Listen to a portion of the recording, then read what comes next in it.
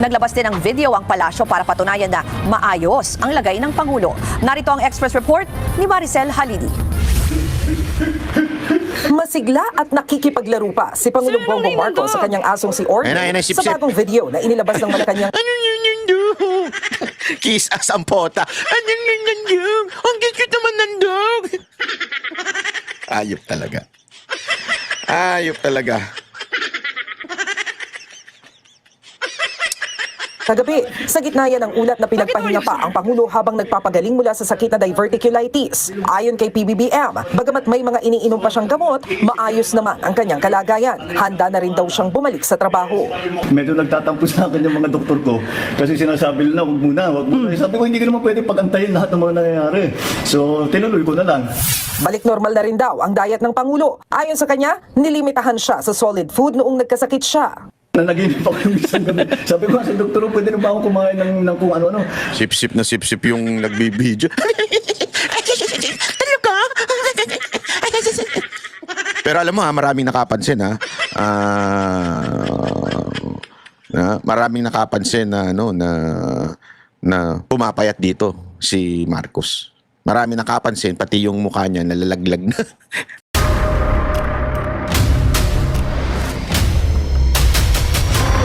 Bago tayo mag-umpisa, baka pwede nyong i-like ang video na to. Malaking bagay ang like sa aming mga content creators. Maraming salamat po.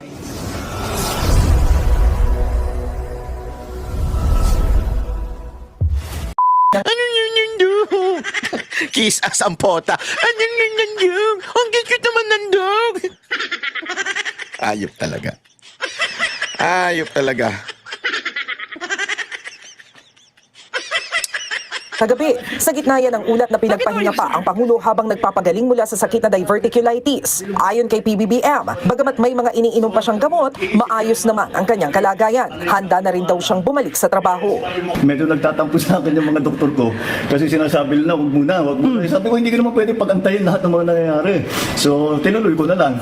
Balik normal na rin daw ang diet ng Pangulo. Ayon sa kanya, nilimitahan siya sa solid food noong nagkasakit siya. Nanaginip ako yung isang gabi. Sabi ko sa doktor, pwede na ba ako kumain ng kung ano-ano? Sip-sip na sip-sip yung nagbibideo. Talaga? Pero alam mo ha, maraming nakapansin ha. Maraming nakapansin na na pumapayat dito si Marcos. Marami nakapansin, pati yung mukha niya nalalaglag na. Parang nangingiwi na ng todo. Hindi ko alam ha, kaya nga tinatanong ng iba, eto ba ay dahil doon sa sinasabi ni Senator Amy na talagang tuloy-tuloy yung mga ginagawa nila dyan? Naku po, yung kaya ang dahilan nun. Kasi nanaginip ako, nakakain ako ng steak. Ito ang iniisip ko, pero hindi pa pwede. Hindi pa, ngayon pwede na. Pwede ngayon na. Pwede na. Ayan. Good news na yan. Ako ng hamburger. Matatandaang hindi nakadalo si Pangulong Marcos sa pagpaparangal sa mga government workers sa Malacanang kahapon ng umaga. Pero siya naman ang nanguna sa doning of ranks ni PNP Chief General Jose Milencio Nartates. Ibinahagi rin ng Pangulo na nakipagpulong siya sa ilang miyembro ng gabinete nito. Yung mga nilalabas na larawan ng pag-attend niya, larawan lang, hindi ho video. Magtataka kayo. Pero yung iba, video. Kasi sinasabi, di ba, 2 hours. Sabi nito may merong pang hirit si pangalan nito si Claire Castro na kesyo 2 hours daw yung tinagal ng meeting na yun. Malay ba namin kung 2 hours yung meeting pero 1 minuto lang siya doon para nagpicture lang siya, di ba? Itong mga to talagang tinatarantado ang taong bayan eh. Lunes, kumakalat din ngayon ang umano'y resulta ng whole abdomen CT scan ng Pangulo. Nakasaad dito na may severe diverticulitis o infection sa bituka si Pangulong Marcos at kailangan daw ng agarang surgical consultation. Wala rin daw kaliwang kidney ang Pangulo. Tinablay yan ng Presidential Communications Office. Ayon sa PCO, peke ang naturang medical record at hindi galing sa anumang lehitimong medical examination. Sinigundahan naman yan ng St. Luke's Medical Center. Sinabi ng pamunuan ng ospital na sinusunod nila ang confidentiality at data privacy ng kanilang mga pasyente. Tanging sa mga pasyente at otorisadong tao lang sila nagbibigay ng medical records. At bilang patuloy pa nga na talagang kausap ni Yuse Claire Castro ang Pangulo, nag-selfie ang dalawa. Ayan ako. Hello po. Para... Hindi to AI. Hindi to Wow, AI. namayo talaga ako. Ako sir, hindi. Kasi galing ako Ikaw sa... hindi. Nagbabalita mula sa Frontline, Maricel Halili, News 5. Talaga, sip-sip. Yakapin mo na rin. Alam mo, naalala ko tuloy yung ano, yung AI. Yung AI na aso at saka si Marcos. Nakita niyo yun? Ayoko lang i-post yun. Baka mamaya awayin tayo ng mga mahilig sa aso kasi binababoy natin yung aso. Oo, nakita ko yun eh. Kaya lang sabi ko, wag na nga natin i-post to. Baka magalit pa yung mga mahilig sa aso. Hindi kasi alam ko yan. Kaya ganyan si Mocha. Talagang konting bagay lang dun sa aso. Nagagalit yan. Pagka inaano yung mga aso, kala mo talaga bata eh. Totoo naman. Ganyan ang trato ng mga fur mom eh. Kaya nga hindi ko na pinost yun eh. Kasi baka insensitive sa mga mahihilig sa aso. Kasi tangin mo, ilagay yung mukha ni Yusik Claire doon sa aso. Tangin nang yung babuyan yun. Parang binaboy. Di ba? Eh, syempre, wag naman ganun. Ha? Wag naman ganun dahil nabababoy ngayon yung mga aso dahil sa kanya. Ayip yan, oo. Ay, nako. Anyway, ganun talaga buhay. Ito. Ang issue lang kasi natin dito, mga kababayan. Sabi nga ng iba, yung mga panglabas na madali lusutan po yun eh. Yung tulad na kesyo mag-video nang wala pang 1 minuto. Tapos yung mag-picture, kunwari umaattend ng meeting, madaling palusutan yan eh. Yeah? Bakit hindi naka-video all throughout? Unlike nung panahon ni Pangulong Duterte, naka-video all throughout yan. Although, pagka sensitive matter, minumute. Siyempre, totoo naman, kailangan din naman ganun. I understand and I respect that. Pero, eto, talagang tila, tinatago. Kaya nga, alam nyo, mawawala yung, sa tao, kung sana merong, medical bulletin. Kahit pa paano, mo yun, yung mga taong tunay na nagtatanong, kasi meron naman talagang nagtatanong at siya nananong. Magkaiba yun, ha? Meron na nagtatanong at siya nagnananong. Ibig sabihin na nagtatanong, talagang gustong malaman ang sagot. Meron naman yung nananong dahil lamang sa gusto lang mag-intriga, ika nga. Ito, nagtatanong talaga ang taong bayan. Ano ba ang kalalagayan ng ating Pangulo? Dahil siya ang pumipihit. Ngayon nga, may sigalot sa China, tsaka yung Pilipinas, at tsaka sa ating mga mambabatas. Nung tinanong si Yusik Claire, ang ginawa lang niya, nagbasa lang siya. Nagbasa lang siya ng statement from the DFA. In a way, tama. Pero ang ganda nung follow-up question ng isang media doon, sabi nung media, yes, that's the statement of the DFA, but may we know yung mismong sentiments ng ating presidente, kung ano ba ang masasabi niya dito dahil ito ay siya naman ang chief architect pagdating mo sa foreign policy. So, tinanong siya, di ba? Tinanong si BBM ng ganun. Naku po, walang maisagot si mama. Walang maisagot yung mama. Ganun talaga, wala tayong magagawa. Walang maisagot yung mama at ang sinasagot niya ngayon, tila, si Yusik Claire, parang bagang lagi niyang itinuturo na lang sa DFA. Ano ibig ko lang sabihin? Yan po ay something na we really have to, to think na, sandali, is the president okay? Is the president still capable of deciding? Kasi alam nyo, maraming mga desisyon na maaaring maapektuhan kung ang isang tao ay may sakit o may malalang sakit. Lalo na pagka ikaw ay stress out o ikaw Kaya dapat malaman natin, di ba? Ngayon lang naman po sa akin. Sana po ay tingnan ho natin yan. Ito, isang bagay na hindi makapag-move on. Pero maya-maya babalikan natin yung sinasabi ko sa inyong bakit tila tawa lang ng tawa? General Torre, pagpasensyahan nyo na, hindi ko pwede Sorry. itanong. Sorry, hindi ko pala na yung audio. Ito. Favorite nyo to, sigurado ako eh. Favorite nyo to. Yan. General Torre, pagpasensyahan nyo na, hindi ko pwedeng hindi itanong. Lalo na po ngayon nga, ngayong araw, iginawad na po ang 4-star general kay General Nartates bilang PNP chief. At naroon pa rin yung issue ng, retired ka na ba talaga? Kasi pag retired na, wala na yung 4-star general. Ano po ang inyong reaksyon dito nga sa paggawad na ng palasyo kay General Nartates ng 4 stars? Can we discuss this in another interview? Kasi sa ngayon, I don't have the data. Hindi ko nga. Grabe tumaman to, no? Hindi niya pa talaga matanggap na hindi na siya 4-star general. I mean, presidente na yun eh. Presidente na yung naggagawa. Di ba? Yung picture nila ni Nartates. Tsaka nung presidente, si BBM. Si BBM na yung naggagawad nung estrella ni Nartates bilang PNP chief. Ang sagot pa nito, wag muna natin pag-usapan yan. Wala naman talagang dapat pag-usapan. Wala. Because you're out. As simple as that. Ano ba? Ayaw bang tanggapin? Ayaw mo bang tanggapin na sinipa ka na dyan? Sinipa ka na sa PNP? Ayaw mong tanggapin? Tinanggal ka na. Ganun lang kasimple yun. May yaya ka naman, Tore. Ano ba to? Kapalan na lang talaga ng muka. Sa bagay, makapal talaga yung mukha mo. Di ba?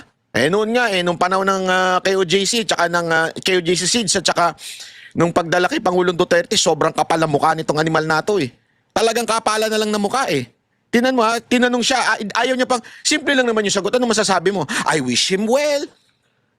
And I support the commander-in-chief. Ganun lang Bakit ano sasabihin mo pa? Hindi. Tsaka na natin pag-usapan yan kasi meron pa mga alamin pa. Nagaya ka na kay Marcos? Ano po ang inyong reaksyon dito nga sa paggawad na ng palasyo kay General Nartates ng 4 stars? Can we discuss this in another interview? Tingnan mo na. Nahawa to ka Marcos Di ba? Kay Marcos yung pagka hindi na alam ang sagot, tatawa na lang.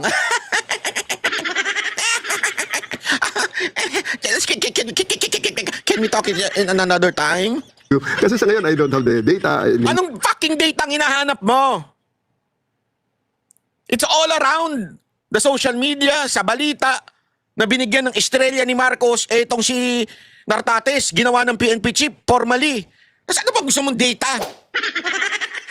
Tanggapin mo na lang that the data and facts is ayaw na nila sa'yo. Tinaboy ka na nila. And you have been courtesy firing na ang ginawa sa'yo. Nilipat ka na lang kuno. Di ba? Para lang masabing, eto. Tingnan mo to, simpleng-simple lang. Aminin mo na kasi. Aminin mo na lang. Aminin mo, nilaglag ka ng administrasyon. Aminin mo na lang yan. Isipin mo from PNP chief, tinanggal ka doon, nilipat ka sa mas mababa. Saan ka nakakita ng ganun? Ikaw lang yun, only you. Tapos, pagkababa sa'yo, hindi pa na-satisfy yung parusa. Tinanggal ka pa sa PNP, bas binaba ka pa ngayon. Pantakin mo, babang-baba ka na.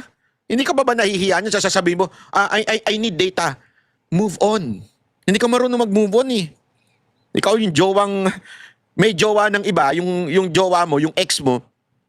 Tapos pag tinanong ka, anong nararamdaman mo? Na yung jowa mo, meron na siyang jowa ngayon, yung ex mo. Hindi ko kasi talaga alam, ngayon ko lang nalaman. At alamin ko pa kung ano yung kwento tungkol dyan. Kasi hindi ako sure pero ngayon ko lang kasi nalaman Hindi mo kailangan ng malaman. You do not need to know what happened doon sa jowa mo, na ex mo. Simple lang sasabihin mo, sana maging masaya siya doon sa feeling ng ex, yung bago niya. Sana wag niya nang ulitin lahat ng katarataduhan niya noon. Pwedeng ganun di ba? Pero hindi kasi alamin ko pa Aanuin ko pa talaga Hindi ko pa kasi, ngayon ko pa lang nabalitaan. So iisipin ko pa yung reaction ko. Diyan parang ganun. Ayan na, may pinapakita na yung picture na binibigyan na ng 4-star itong si Nartates. Alam mo, sa totoo lang, mas mabuti pa si Nartates kaysa sa'yo Sa totoo lang I really do not know Nartates, but one thing for sure, he is a very professional person. Yung dating, very professional. Hindi mahilig sa social media, hindi mahilig magpa-media. Actually, marami ako nakikita mga accomplishment. Hindi siya ang nandun Kung sino yung commander o kung sino man yung na-head nung operation na yun ang nandun. Siya hindi yung papapel-papel, which is so professional. That is professional for me I do not know kung paano siya magtrabaho. That I do not know. But one thing for sure now, hindi siya katulad mo takaw camera o bida-bida sa camera o mayat-maya nasa camera. Hindi ko alam kung gusto mo mag-artista o nainggit ka kay Diwata. Hindi ako sure kung ano ang kinaiinggitan mo sa ibang tao, ba't panay ang camera mo? Mantakin mo, ano ka lang, general manager ka lang, panay ang video. Panay ang ganyan mo. Kung nga alam ko ano ang mga nangyayari sa parting yan because I'm so focused here in the MMDA job na ito muna ang ating tinitingnan. Ngayon ko lang din nandito ako sa studio nang mabalitaan ko yun. So I really cannot comment on it as of the moment. Is this something na you want to discuss first with the President? Tingnan muna natin ang mga let me think about it, no? hindi maka-move on. Let me think about it. Ano pa iisipin mo? Pambihira ka, oo. Ano pang iisipin mo? Wala na, Brad. You're out. Ano pa? Congratulate mo na lang si Nartates. Congratulations. Pangalawa, sabihin mo na lang na it is the choice and decision of the president, 'di ba? Kung sino ang karapat dapat na naandyan. Ang dami mo pang hanas, bata ka. Grabe ka rin, no? Tatawa talaga ako dito sa tao na to, no? Hindi maka-move on, pambihira. Let's just discuss this in another interview. Huwag kayong mag-alala, babalik tayo rito. Promise ha, babalik Yes, ka po ma'am. ha. Sa iba na lang, sige kung ayaw mo muna. Yun nga po yung optional retirement and even yung sinasabi ng iba ring officials na secondment, yun po ba ay na-plansya na or hindi pa rin? Huwag muna rin. Huwag natin i-discuss muna kasi Alam mo, grabe itong grabe itong host, pero magaling din siya. Sinabi na ngang wag, pero nagbibigay siya ng mga statement na maaaring sagot ni Torre at inaantay niya talagang sumang-ayon kasi kailangan ng importante kasi sa mga nag-i-interview that they would get sound bites from their na ini-interview nila, from their subject or from the person na ini-interview. So kailangan ng sound bites. So naghahanap siya para magkaroon ng sound bites. Di siya kinakagat. Talagang si Torre parang bitterness to the max. Talagang hindi maka-move on. may ng mga opinions yan. I don't think my opinion here will matter as of the moment, no? Yan natin sila mag-discuss yan. Ay nako, Torre, iba ka talaga. You're the best from the West. Ayop ka. The best ka, ha? Alam mo, ito. Sandali, meron kasi tayong ang tagal nitong dina-download ko, Bakit ang bagal ng pag-download ngayon? Meron kasi ngayong news na kung saan sinabi ng Supreme Court. Balita na lang natin kahit wag na nating i-play.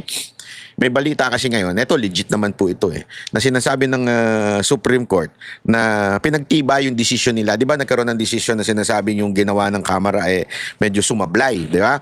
Doon sa impeachment ni VP Sara Duterte. So sumablay yun. So pinagagawa sila ngayon ng para bagang gumawa yung Congress o nag-file ng motion MR para sabihin na uy, tama naman yung ginawa namin, blah blah blah, ganito and it is legal. Actually, alam ko pati yung ibang mga senators, I'm not sure. Pero yun ang gusto. Para bagang antayin ng mag-final decision ang Supreme Court regarding this motion. Kasi yan it's part of due process, yung motion, yung MR. Kaya nga tingnan nyo, ito yung sample ko sa inyo nung MR. Di ba yung kapo diniscuss natin yung kay Topacio? Nag-MR pa yung kampo ni Revilla, nag-issue na ng warrant. Di ba? Ano ibig sabihin nun? Gumawa sila ng another step even if there is a MR, which is the warrant. Dito, makikita mo, hindi tinuloy yung impeachment kasi, wait lang, may motion 'di ba? May problema. I mean, merong pang appeal, merong pang gusto. So, pag may motion, tigil muna. Any action of the court or anything should stop. Kasi may motion. That's the idea. That's the due process, yung motion. Although this is not a court against sabihin na natin crimes, pero ito po impeachment. Pero ganun po yung prinsipyo. Once may motion, medyo muna tayo, stop muna, wag munang itutuloy. Antay natin yung talagang final decision nung kung saan pinasa yung motion. And this particular case is a Supreme Court. At ayan na nga, malinaw sinabi ng Supreme Court na pinagtibay niya yung unang desisyon that there were violation hindi naman violation, parang hindi nasunod na protocol pagdating sa pagpasa ng impeachment from the House going to the Senate. So pinagtibay yun ngayon ng Supreme Court. Okay, dahil dyan, palakpakan. Siguro naman yung mga illegal luminaries. Gawin na natin illegal. Kasi natawag nilang legal luminaries. Sige, gawin na lang natin legal illuminaries. Yeah. Ay nako. Anyway, nakakatawa lang talaga. Nakakatawa lang po dahil ngayon, obvious na it's really, really clear that the Congress, di ba, is somehow yung kanilang authority ay in-abuse doon sa pagpasa ng impeachment. Diyan, mapapatunayan mo yung mga haka-haka dati na talagang gusto nilang matanggal o yun ang kagad ng unang misyon ni Romualdez na matanggal sa posisyon at hindi na makatakbo sa 2028. Remember, that's the idea of the impeachment eh. Hindi na talaga patakbuhin sa 2028 itong si BP Sara. Lugpuin. As in, lahat eh. Lahat ng anything. Lahat ng sa tingin nila ay hindi makakasuporta. Lahat ng sa tingin nila na makakasuporta kay BP Sara Duterte, tatanggalin, pipilayin. Lahat po yan. Actually, napagtanto ko nga eh. Alam naman po natin, one of the vote-rich na city ay ang Cavite. Alam natin na pro Duterte itong si Revilla. So sa 2028, malamang sa malamang, ang de-declare ng Cavite is, di ba? I mean, even if ang mga taga Cavite gusto talaga kay VP Sara Duterte, pero kasi yung makinarya, yun yung pinipigilan eh, yung makinarya. Kailangan yan sa polls, during the election, yung legwork ika nga. Alam nila na vote-rich city ang Cavite. So, pinilayan nila si Revilla. Ngayon, sino ba ang tatakbong di umano? Yung mahilig umepal at magsabing, ako ay handang ayusin ng ako ay alam kong gagawin sa Pilipinas. Sino ba yung ganun? Di ba mga Remulla? Diyan makikita mo talaga yung kaso ni Senator Bong Revilla. Talagang ano lang ito. Masasabi mo talagang politika. Kaya bantayan natin yan. Anyway, sinasabi ko kaganina na bakit ang presidente tila tawa ng tawa kahit palala na ng palala ang krimen sa Pilipinas. Alam nyo, this is so sad. Actually, every time may nakakausap akong pinklawan, meron akong mga nakakausap na pinklawan. Hindi kami nag-aaway ng mga pinklawan kung kakilala. Yung ayaw kay Duterte. Pinapaliwanag ko sa kanila kung bakit. Kasi sa kanila parang masyadong radikal yung approach ni Pangulong Duterte pagdating sa droga. Yun lang naman ang pinakareklamo nila eh. Yung masyadong radikal, bakit daw pinapapatay, yung mga ganyang eksena. Hanggang pinapaliwanag ko sa kanila yung mga nangyayari sa Pilipinas. Ngayon, sabi ko, ang Pilipinas, hindi natin pwedeng magkaroon ng presidenteng ngingiti-ngiti, kakaway-kaway, kung ano-anong ginagawa. Ang kailangan natin yung talagang siga. Kailangan natin yung talagang, kasi grabe na ho, pasaway ho ang Pilipino. Tayo isa siguro sa pinakapasaway ng mga nationality. Oo, sumusunod yung iba, pero marami pa rin talagang pasaway sa Pilipinas. Pumunta ka na lang sa kalsada, napakaraming pasaway dyan. Kita mo nang walang babaan, bababa pa rin. Walang tawiran, tatawid pa rin. Talagang pasaway ang mga Pilipino.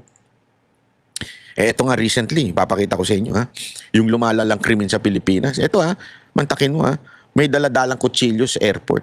Nung siya ay pinuna, bakit kami kutsilyo sa bag? Binunot yung kutsilyo. Sabi ko, ano kayang natira nitong mamang to? Bakit ganun? Kasi airport yan. Ba't ka magdadala ng kutsilyo? Di ba? Airport yan eh. May ba't daladala kang kutsilyo? Tapos hindi lang yun. Nung kinukuha na, yung pinapaano na sa'yo, pinalalabas sa'yo, gagamitan mo ng iyong pagiging bayolente. Ganito na nangyayari sa Pilipinas. Hindi ko alam kung ito mga papakita ko sa inyo ay dahil sa pangangailangan nila na masustentuhan ng droga nila. Remember, that's the problem of drugs. Ang drugs po kasi, hindi yan yung halimbawa lang isang kutsarita lang ginagamit mo sa isang linggo. Next week, isang kutsarita na naman na shabu gagamitin mo. Hindi ganun. Progressive yan. Kasi nga, nawawala na yung amats eh. Ewan ko, inang kwento sa akin eh. At saka binigyan kami dati ni Pangulong Duterte niya ng pag-aaral tungkol sa droga. Nabasa ko doon. Talagang yan, progressive. Kailangan, from time to time, magdagdag. Ama naming Diyos na makapangyarihan sa lahat, salamat po sa iyong pagmamahal na hindi nagmamaliw. Sa gitna ng kaguluhan sa aming bansa, turuan niyo po kaming magtiwala sa iyong hustisya at hindi sa hustisya ng tao. Linisin niyo po ang aming mga puso at ituro niyo po ang tamang daan ng katotohanan at pag-ibig. Tulungan niyo po kaming maging ilaw sa gitna ng dilim at ipakita sa mundo na may pag-asa pa sa pangalan ng aming Panginoon Hesus. Salamat po sa pag-ibig po ninyo at salamat sa pagdinig ng aming mga panalangin at iligtas niyo po kami. Sa pangalawa po ninyong pagparito at patawarin po kami sa lahat ng aming mga pagkukulang at pagkakasala sapagkat ito po ang aming samutiling sa matamis na pangalan ng aming Panginoon Hesus. Amen. Sa lumang silid, mag-isa kang tahimik. Walang kamera, palakpak ay wala na. Ngunit sa bawat pader ng bayang iniwan mo, may pangalan mong di na mabubura.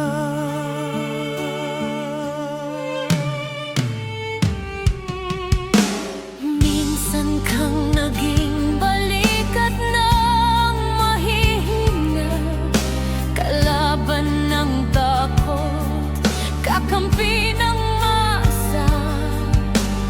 Di mo man laging nasabi ang tama, pinili mong ipaglaban ang madla. Hindi ka saktan gaya naming lahat, pero tumindi ka nang walang pag-atras. At ngayong pagod ka na, tatay, kami naman ang sasalo ng bawat bigat.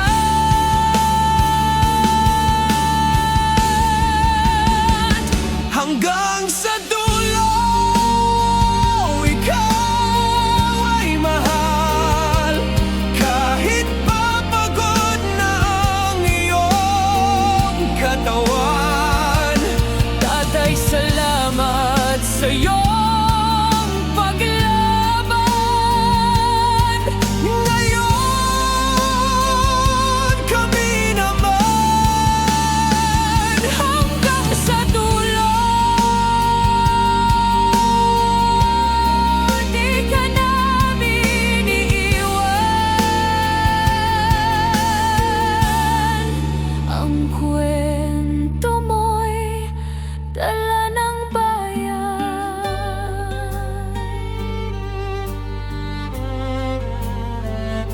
Tahimik ka na sa mga batikos, wala nang tugon, wala nang galit, pero sa mata ng mga maralita, naroon pa rin ang tapat mong alaala. Marami mang di nakaintindi, marami pa rin ang di nakakalimot.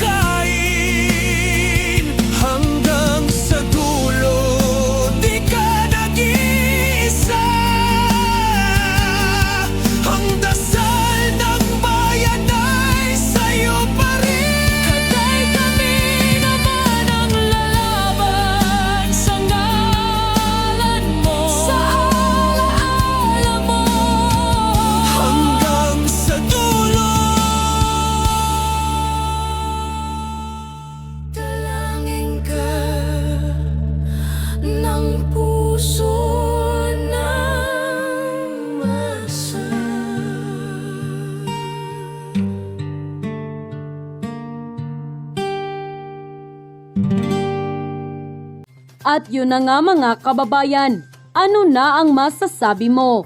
Kung mayroon kayong hinaing at komento patungkol sa balitang ito, please comment down below.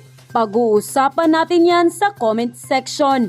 At kung nagustuhan nyo ang video, ay huwag kalimutang mag-like at i-share na din para mas marami pang makaalam at umabot ito sa marami sa ating mga kababayan.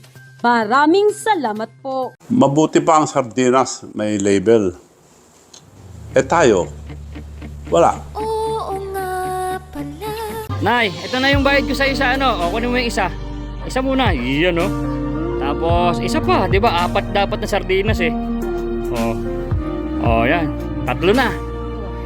Pang-4 na sardinas. Okay na.